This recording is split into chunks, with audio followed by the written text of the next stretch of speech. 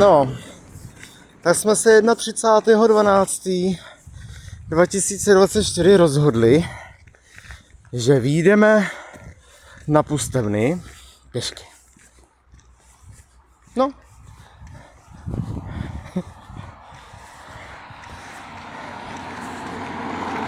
No.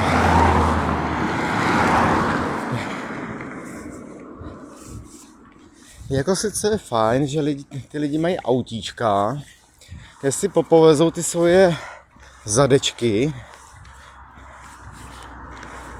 ale stejně pohyb je pohyb, no.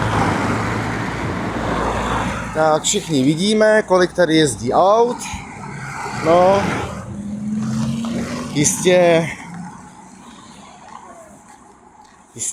no, jasně, tak jo, tak jako, no.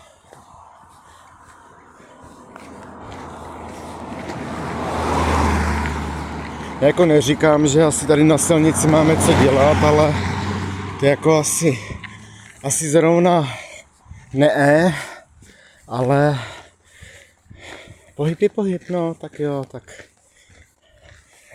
jako všichni řveme, jak jsme tlustý, všichni řveme, ty vole, jo, jak tohle, ale udělat něco pro sebe, to ne, nevadí. A jinak krásně svítí sluníčko, je krásně sucho, no, tak co víc si přát.